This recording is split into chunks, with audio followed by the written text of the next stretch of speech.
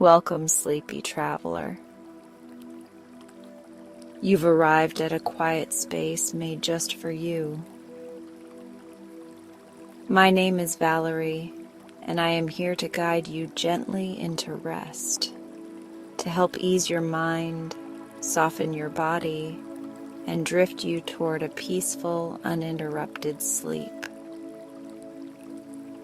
Whether your day was long or your thoughts feel a little too loud tonight, let this be your permission to slow down, to breathe, and to simply be. There's nothing more to do now. Just allow my voice to be your guide as we begin this gentle journey toward deep, nourishing rest. If you're new here, subscribe for sleep content like this, and like this video if you find it enjoyable. Let's begin. Take in a slow, gentle breath and let it out, soft and easy, like a whisper fading into the night.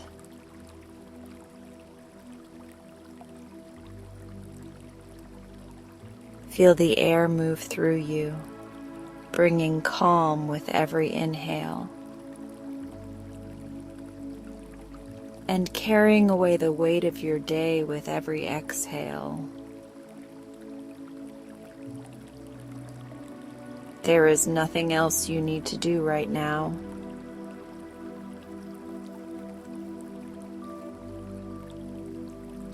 Just be here in this moment of quiet. Notice the surface beneath you. It is holding you completely, supporting every part of your body.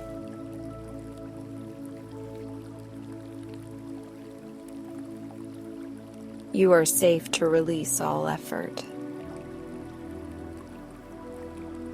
Your muscles begin to loosen one by one, like soft threads unwinding in warm water.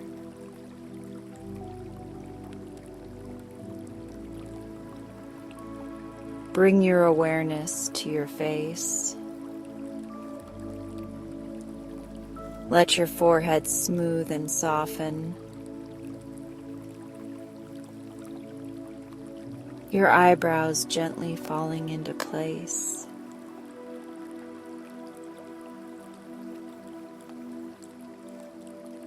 The small muscles around your eyes letting go. Your cheeks soft and heavy, your jaw unhinged from the day's tension. Your tongue resting quietly in your mouth.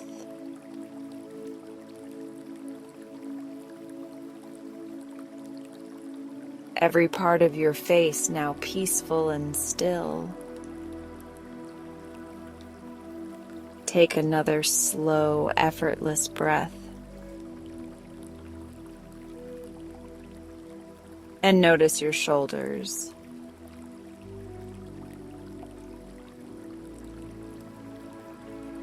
Let them fall away from your ears. Imagine warm sand filling them, making them heavy and loose. Any tightness begins to melt, flowing down your arms.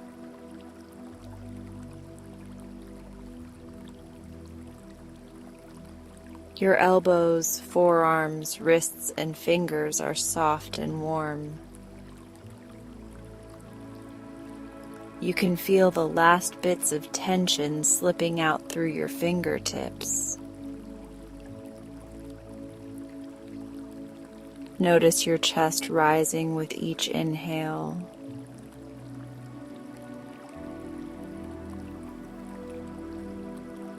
And falling softly with each exhale. Your heart is steady, unhurried, calm. With every breath, a sense of ease expands through your chest and belly.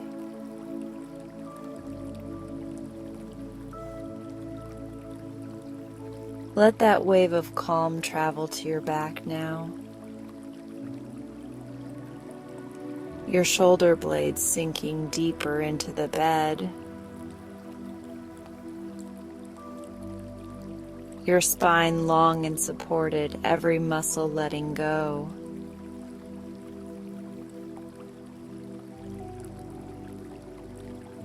Down to your lower back, your hips, your thighs. Each part of you heavy and relaxed. Your legs begin to soften.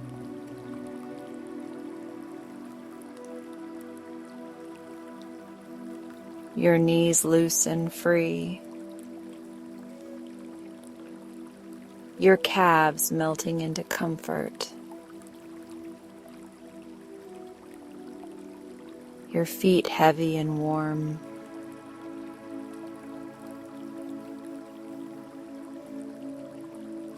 Even your toes are ready to rest. From the top of your head to the tips of your toes. You are now wrapped in stillness.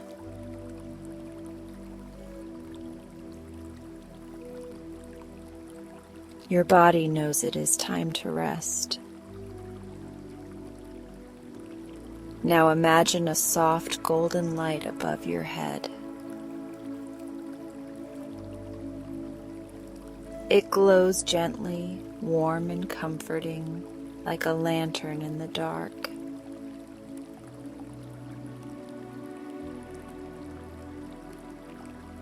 The light slowly begins to drift down toward you, touching the crown of your head with a delicate warmth. Every place it touches melts into deep relaxation.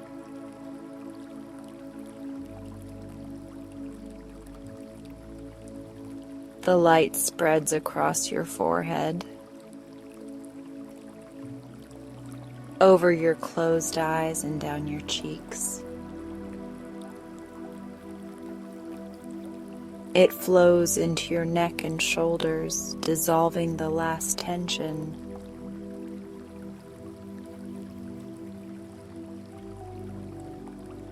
The golden glow moves down your arms, all the way to your fingertips, leaving a trail of peace. With each breath, you feel lighter,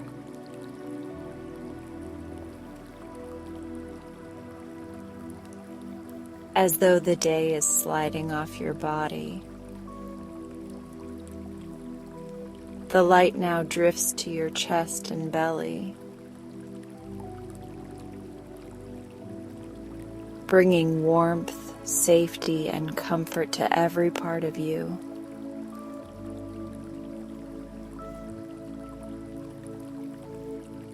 The golden glow reaches your hips and thighs,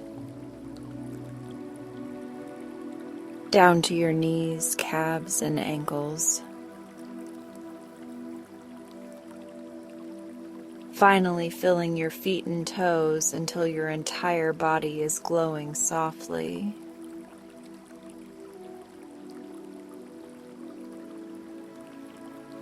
You are cocooned in warmth, floating in ease. Take a deep, slow inhale and let it go with a sigh.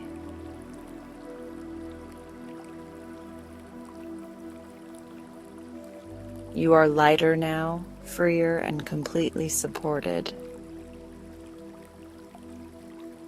In your mind, imagine yourself lying under a night sky, The air is cool and fresh, carrying the scent of soft earth and distant flowers.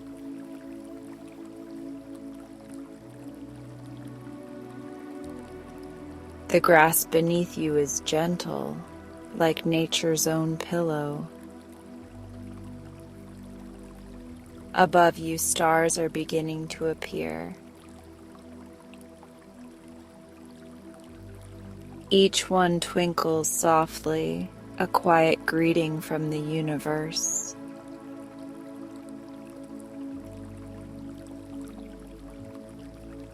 More and more stars sprinkle the sky like diamonds on velvet. The night is calm and infinite, and it is holding you in its quiet arms. A crescent moon rises, bathing the world in silver light.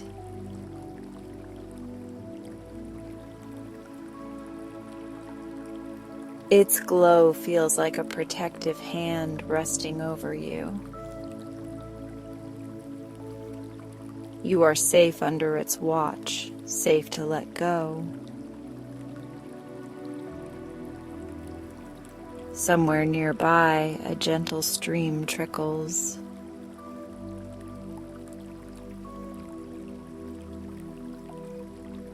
The water moves over smooth stones, singing its soft lullaby. A night breeze brushes your skin, light and soothing. Nature is cradling you in its perfect harmony.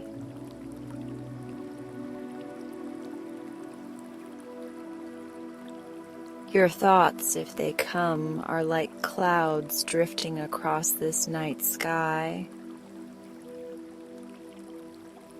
They appear and then float away. No effort, no holding, only ease and release.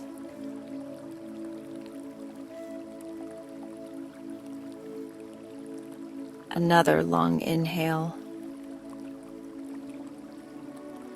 And an even longer exhale. Each breath guides you closer to deep, gentle rest.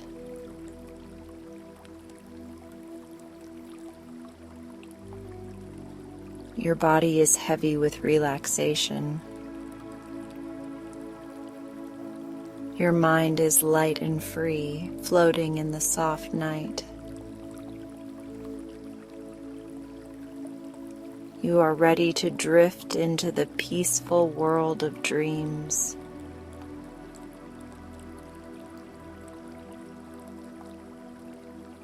Surrender to the quiet. Let sleep come as softly as the stars appearing in the sky. This night is yours to rest, to release, to restore.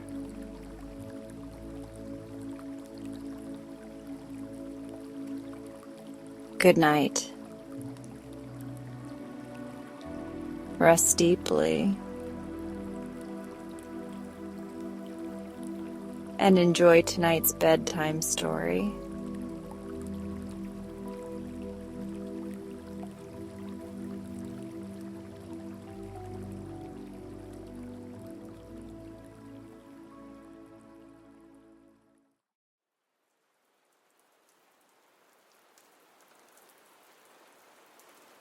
This morning began with the most delicious sort of hush.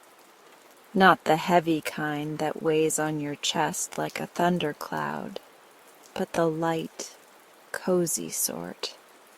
The hush that wraps your thoughts in a warm quilt and smells faintly of clover and dew.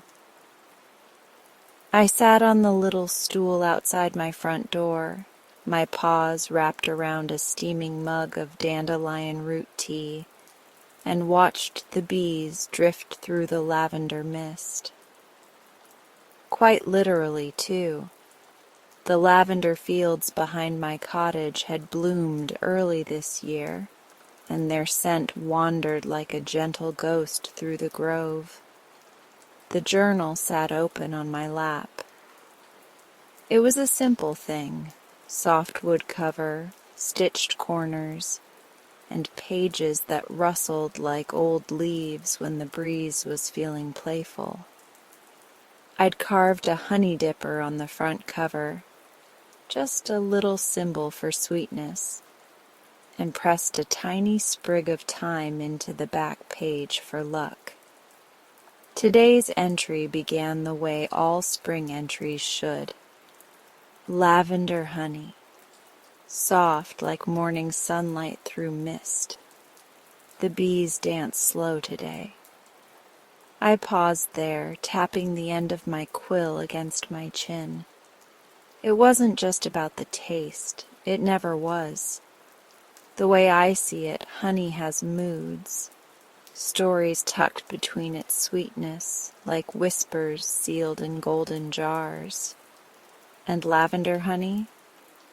Well, she always arrived like a lullaby, gentle, patient, a bit dreamy around the edges. After finishing the note, I closed the journal with a quiet smile.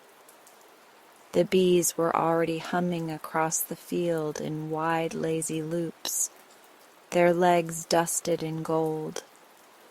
I could hear them even from my porch, like tiny violins tuning up in the sky. Today felt like a follow the bees sort of day. I packed my satchel with a fresh jar, a small netted hat, which I only wore out of courtesy. They seemed to like when I matched their wings, and a biscuit wrapped in cloth. You never know when a biscuit might come in handy, especially when wandering near the poppy grove, where naps sneak up on you. I trundled down the soft path that wound between mossy stones and sleepy daisies. The air tasted purple, if such a thing were possible, lavender and early sunlight melting together. My paws left little indentations in the damp soil, but I liked that. It reminded me that I was part of the earth's soft map. Halfway to the hive, I spotted the first bee, a plump little thing with a crooked stripe and a very determined wobble. I called her Petal. I didn't know if that was her real name, but she didn't correct me, so it stayed. "Where to today, Petal?" I asked, bowing my head in greeting. She looped once, twice, then darted toward the grove. I followed at a careful pace. I never rush a bee. They've got a rhythm to their work, like music, and no one likes a clumsy dancer stepping on the beat. By mid-morning, I reached the edge of a small thicket where the wild hive nestled inside a hollow tree. I crouched low, ears perked, listening, not just to the buzzing, but to the feeling of it. Some days the hive sounded busy, brisk, all snap and sprint and back-to-work moods. Other days it pulsed with something softer, like a lullaby in motion. Today it felt floaty, like they were dreaming with their wings open. I jotted that down in the margin of the journal. Hive mood, floaty, wistful. Perhaps the nectar is nostalgic today? I like to wonder what memories bees collect along with pollen. Surely they notice things, the tilt of petals in morning sun, or the way a spider's web catches the wind like a flag. Maybe they even hum to the flowers. Who's to say? With quiet pause and slow movements, I reached into the wooden pouch I'd built near the base of the tree. A little offering shelf, really. I left a thimble of thyme syrup and a thank you note on birch bark. In exchange, I gently uncorked the tiniest bit of fresh lavender honey from the comb and sealed it into my jar.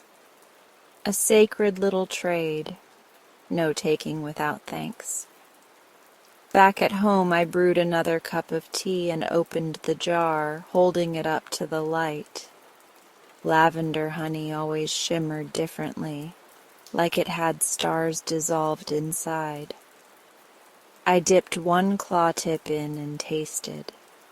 Soft warmth, like sunlight slipping through morning curtains.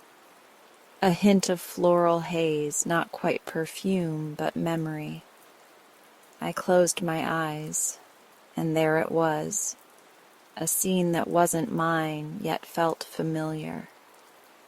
A gentle hush, purple petals, bees in slow motion. A summer that hadn't ended yet. Some honey remembers things for us.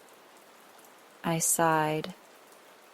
That's a good first honey of the season, I murmured and reached for my quill. Afternoon brought a quiet hum of joy across the grove. Word travels fast when the honey tastes good. Bramble the badger lumbered by with a basket full of toast and a hopeful grin. "You got any of the soft stuff?" he asked, eyes twinkling. I handed him a biscuit and a small smear of the lavender honey. He sat on the step beside me and made the sort of happy noises only a full-bellied badger can manage. "Feels like I'm eatin' a nap," he said between bites. "The kind where the wind's just right and the birds ain't yellin'." "That sort," I nodded. "That's lavender honey for you." As evening approached, I lit a small lantern and watched the field glow in mauve and peach. Bees tucked themselves into blossoms, the way sleepy thoughts nestle beneath dreams. I made one more entry in the journal before bed. Today's honey carried something slow and wistful, like a song you don't remember learning, but still know how to hum. I think the bees were remembering the last bloom. I think I was too. I kissed the corner of the page, as I always do, then tied a ribbon around the journal.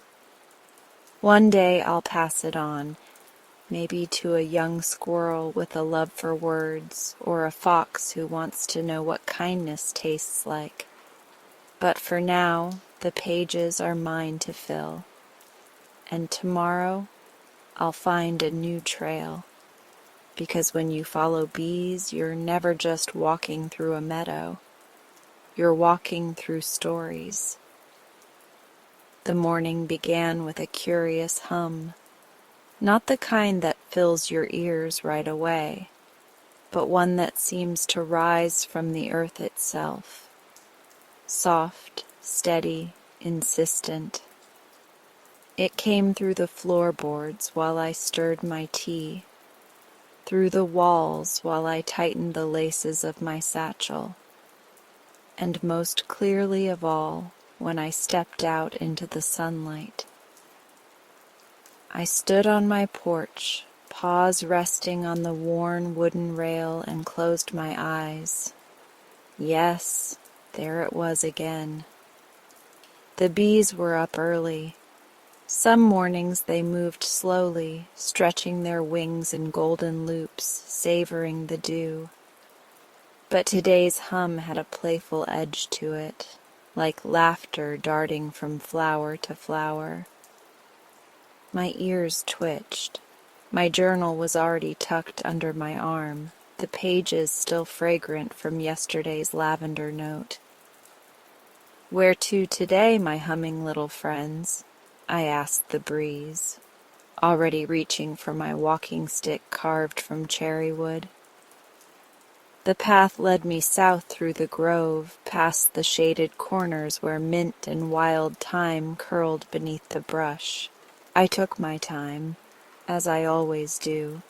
Nothing worth noticing ever reveals itself to someone in a hurry. After a gentle bend in the trail, the forest opened like a held breath. Clover. More than I'd ever seen before.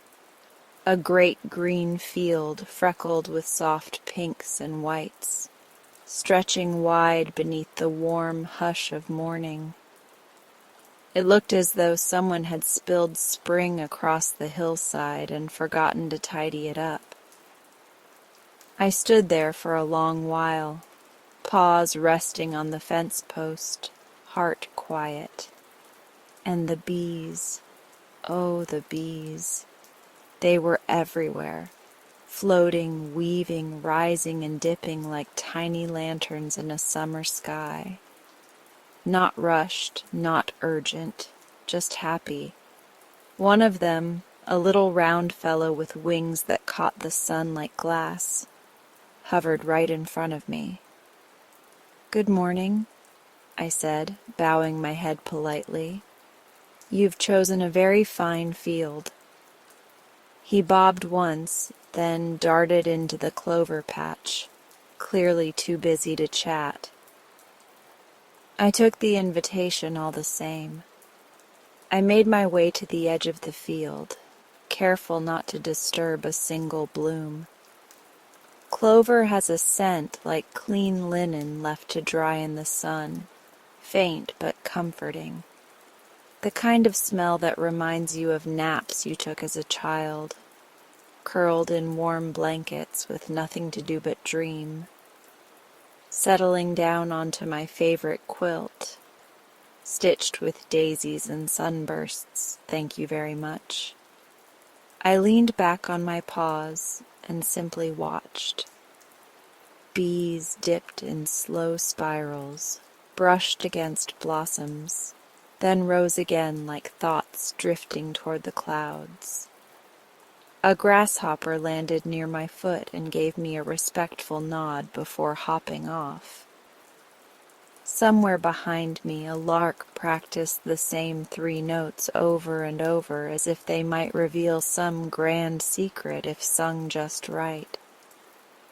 I breathed in and smiled. The sun climbed steadily, warming my fur and softening the day into something a bit syrupy.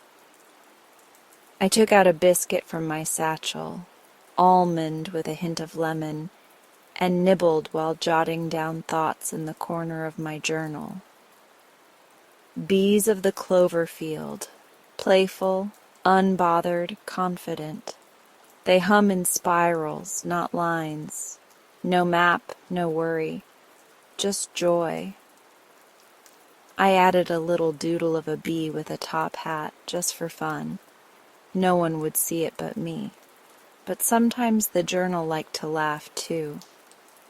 Hours passed the way honey drips, slow and golden. By afternoon, a few butterflies joined the dance, and even a lazy bumble wandered close enough to land on my knee. I held perfectly still, watching him groom his antennae like a gentleman preparing for tea. "You're all welcome here," I murmured. I stayed longer than I intended, but not longer than I needed. By the time I returned home, the sun was painting the grove in amber stripes, and the sky had gone soft around the edges. My paws were dusty, my heart full. Inside my cottage, I gently uncorked a new jar I had filled earlier from the edge of the clover field. A modest scoop taken with care, never more than offered. The honey inside was pale gold, almost glowing in the lantern light. I dipped in my tasting spoon, a small carved branch of elderwood smoothed from years of use, and held it to my tongue. Oh, gentle, sweet, yes, but with a little sparkle to it, like a giggle caught between bites. It danced along my tongue in tiny skips. If lavender honey was a lullaby, clover honey was a story told through laughter on a blanket in the sun. I sat back, paws curled around the spoon, and let the flavor linger. Then, reaching for my journal, I wrote, "Clover honey, gentle and playful, like a story told in giggles. Thank you, little wings of clover." I took a deep breath, then flipped to the next page and began sketching. Just the outline of the field at first, the way it bowed like a smile around the hill. Then the tiny flowers, little puffs of pink and white dancing in clusters. In the corner, I added the bees. They were too small to draw properly, so I drew their trails instead, curved and looping, never quite the same. When I finished, I set the journal down, and for a moment I simply sat in the hush of my home. Outside, the sky darkened to indigo. The breeze wandered in through the open window, carrying the last hums of the day. Somewhere in the clover, bees curled into their blossoms like sleepy thoughts settling into pillows. And I curled into my quilt, paws tucked beneath my chin, a smile resting against my cheek. Because sometimes all it takes to fill a day is one soft field, a few wandering wings, and a taste that makes you giggle for no reason at all. I always knew honey had a voice, but I hadn't expected it to carry.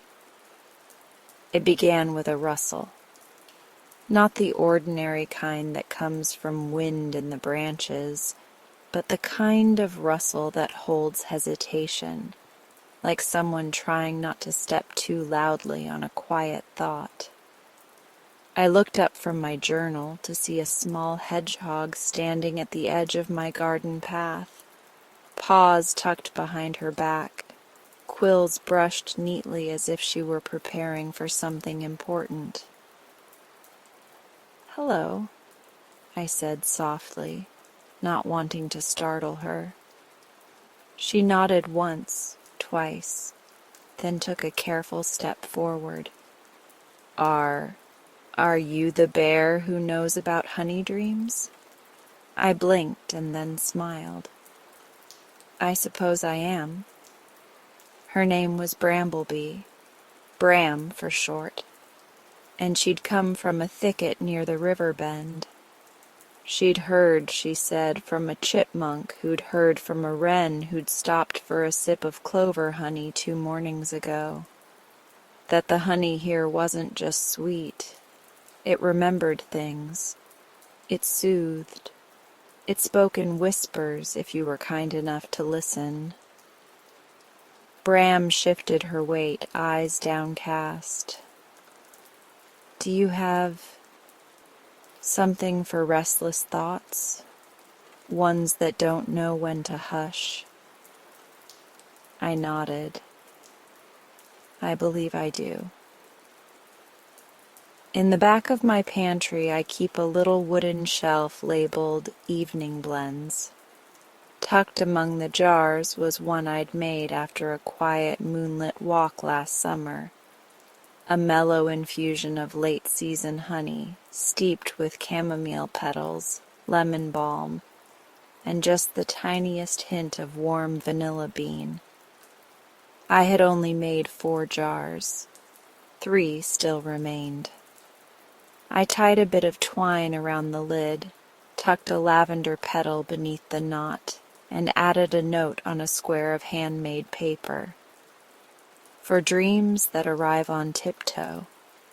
When I handed it to her, Bram held the jar like it was a lantern. "I've never been given honey with a story before," she said, eyes wide. I smiled. "Then let it be your first." She left a few moments later with her jar tucked into a tiny satchel and her shoulders noticeably softer. I watched until she disappeared beneath the arch of ferns at the edge of the grove. That night I made a journal entry beneath a sketch of a jar with a sleeping moon on it. Chamomile blend, given to Bram, who carries quiet storms behind her eyes. May her thoughts slow to a murmur.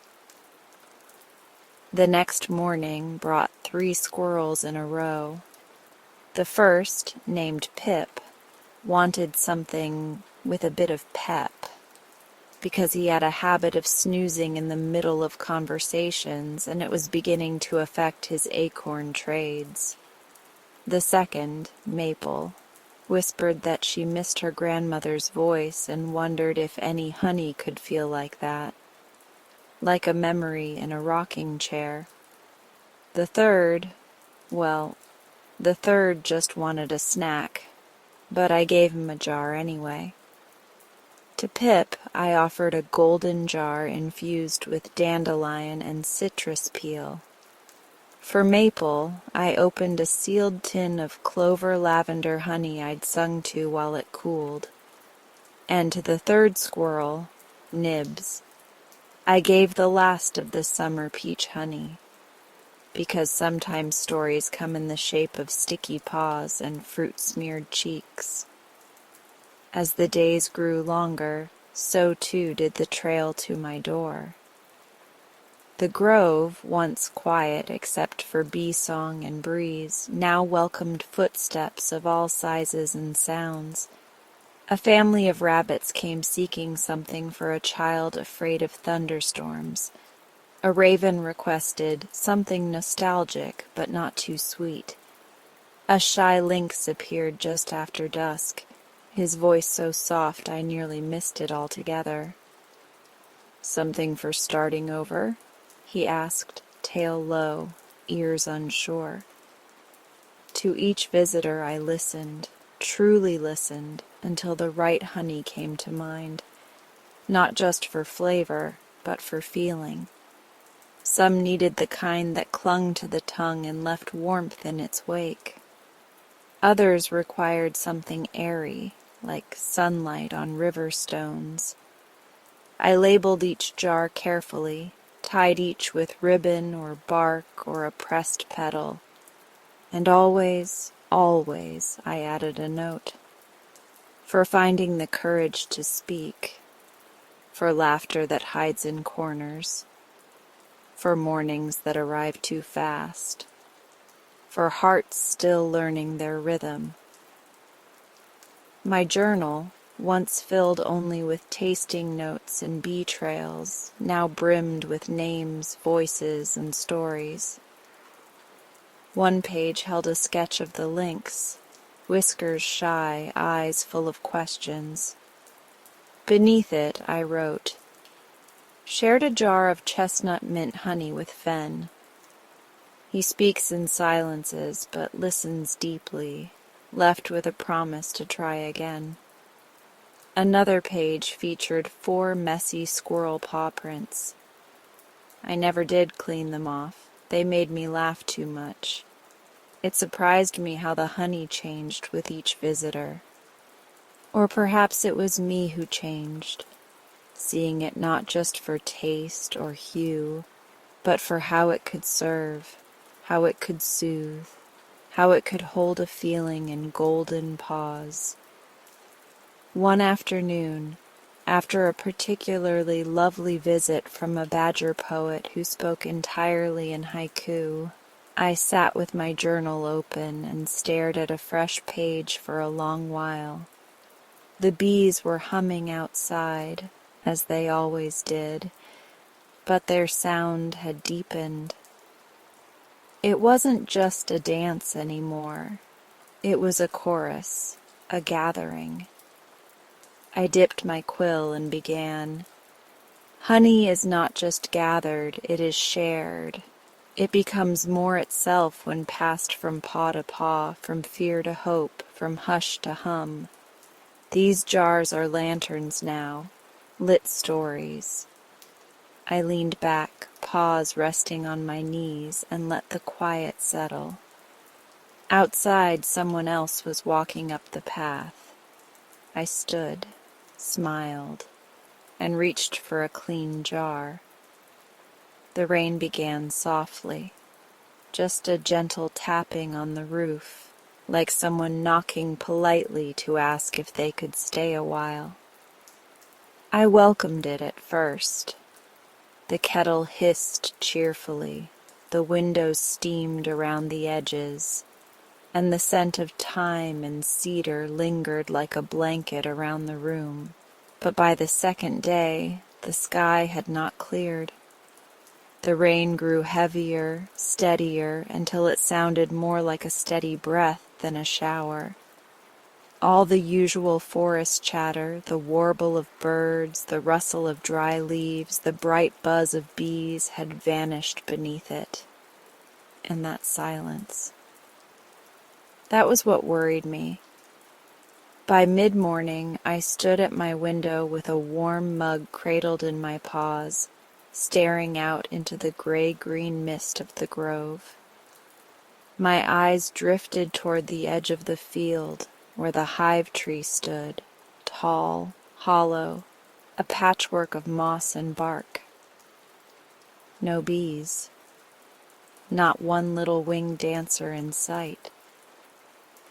Normally by now I'd hear the soft buzz of morning flights, or see a trail of wobbling gold heading to clover or blossom.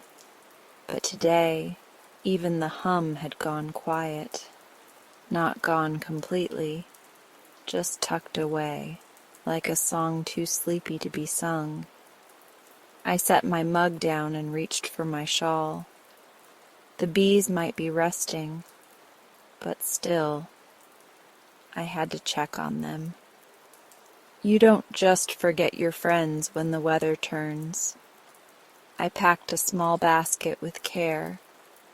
Dry moss from the root cellar, petals from the jar of dried marigolds, and a slice of honeycomb bread in case I needed something warm to share. I added a note too, because sometimes bees like words just as much as they like flowers.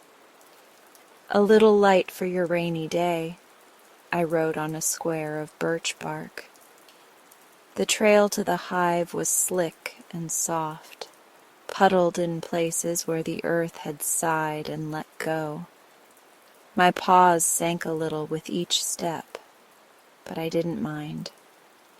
The rain dripped steadily from the hood of my cloak, each drop tapping like a reminder to move slowly, gently, like the bees themselves.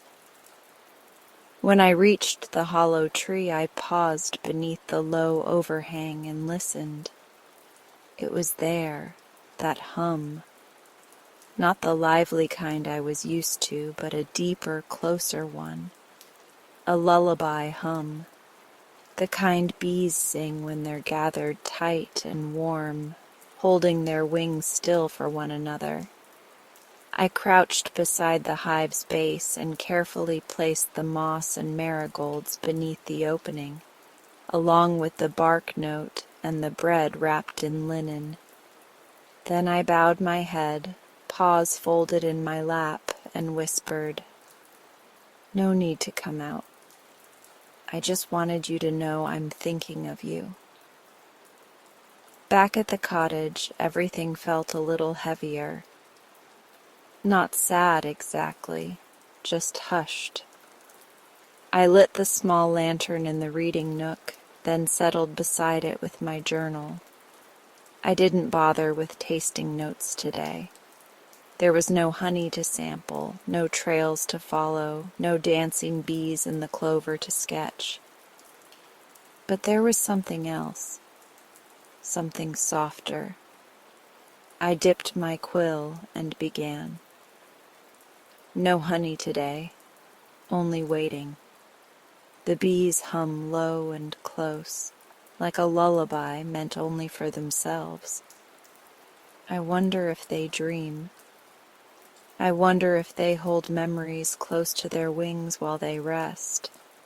The rain asks nothing of them, and they offer no explanation, only presence, only stillness.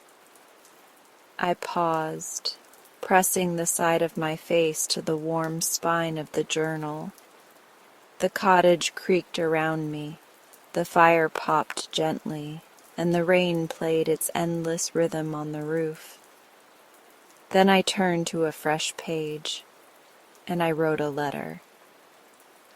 To my dear friends of the hive. Thank you for all the mornings you've guided me, for every soft landing near my paw, for the circles you draw in the air when the world is kind, for the hum you carry like a prayer. Thank you for today, too, for the hush, for staying in, for choosing stillness when flight isn't needed. I brought you moss to line your corners and petals to remind you of color. The bread is for comfort. I don't know if bees eat bread, but it's there just in case. Your quiet taught me something today. That rest is part of the rhythm, that even those who dance through life must pause now and then. With gratitude and warmth, always, Willow Mist. After I wrote it, I read it aloud, slowly, gently, just in case the bees were listening through the glass of the window or the thread of the breeze. It made my heart ache a little, not with sorrow, but with something gentler. The ache that comes from loving something so much that you want to protect it even when it doesn't need you to.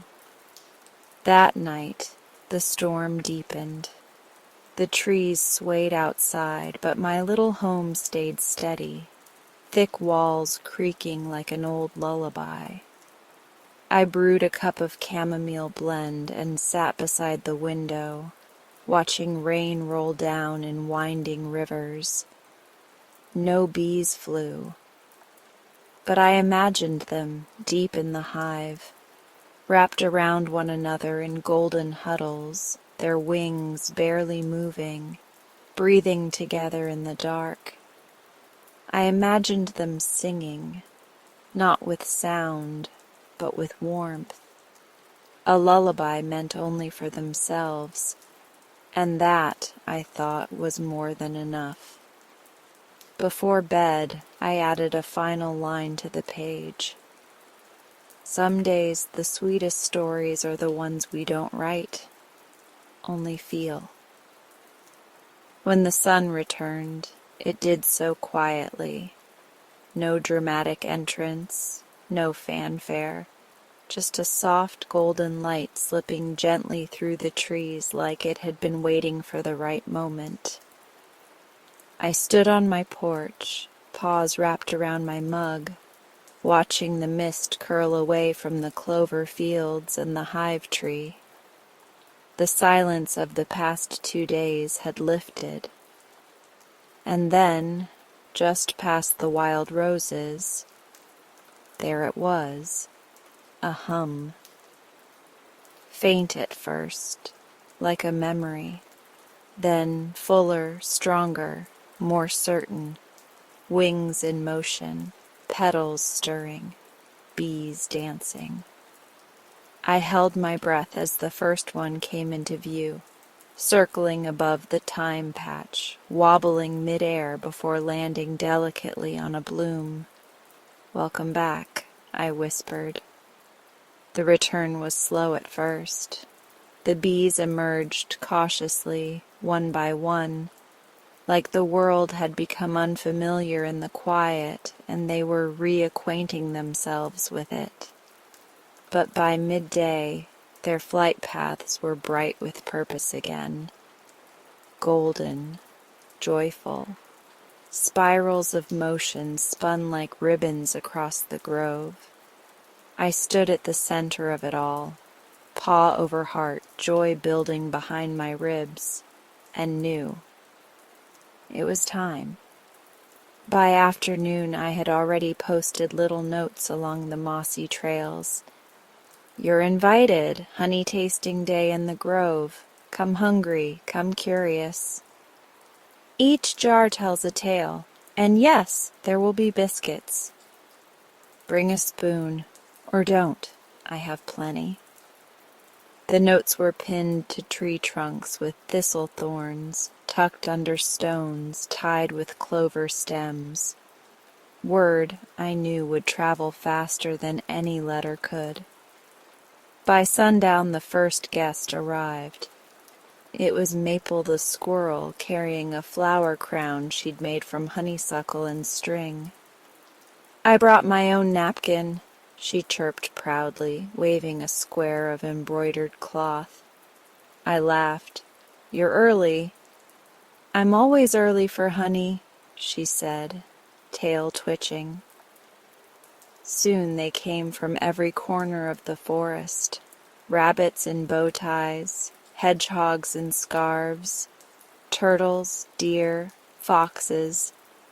Even the shy lynx Fen arrived with a single marigold tucked behind his ear.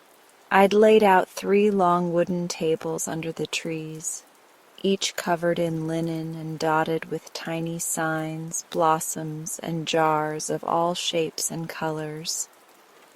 Every jar bore a handwritten label, a small sketched bee, and a story. Lavender drift, soft and slow for days that wander. Cloverlight bright and playful like laughter in bloom. Chestnut stillness, dark deep, best savored in silence. Wild mint whirl for mornings that need a dance. Some jars held honey the color of warm amber. Others shimmered pale gold, or near white like winter sunlight. A few sparkled with tiny flecks of petal or spice. Each one had been harvested with care, written about with love, and saved for this very moment. Bram the hedgehog found the chamomile blend she remembered, and sniffled softly as she held the jar. Pip the squirrel dipped a slice of apple into 3 different honeys, declaring each one the best until he'd lost track entirely.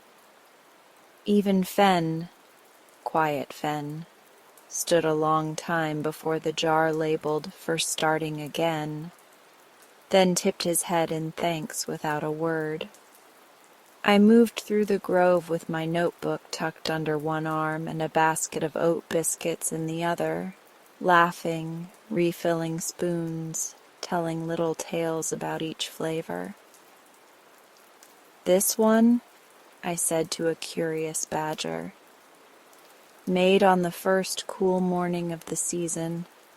The bees moved slower, more thoughtful. It tastes like leaf shadow and whispered dreams." And he nodded, eyes wide, before sampling it with reverence. As twilight painted the grove in mauve and gold, I lit the lanterns I'd hung from the branches. They flickered above the tables like fireflies, casting soft halos over every guest. Somewhere near the ferns, someone began playing a soft tune on a reed flute. The bees, no longer busy, hovered lazily above the tables, weaving in and out like they, too, were tasting the sweetness of shared joy. A young rabbit approached me with sticky paws and wide eyes. "Miss Willow Mist?" she asked. "Yes, my dear." "Is it true you write about the honey, like in a book?" I smiled and nodded. "I do. Even when there isn't any?" I chuckled. "Especially then." She beamed and scampered off, leaving behind a half-eaten biscuit and my heart full to the brim. As the guests slowly drifted away, some with jars, some with crumbs clinging to their fur, all with golden smiles, I found myself alone beneath the lanterns, the tablecloth slightly crumpled, the spoons used and shining, and I felt it again, that fullness, that stillness wrapped in light. I returned to my cottage, paws muddy, heart humming. The door creaked open with a familiar sigh. Inside, everything smelled like honey and moss and old paper. I lit one final candle and opened my journal, my last entry of the season.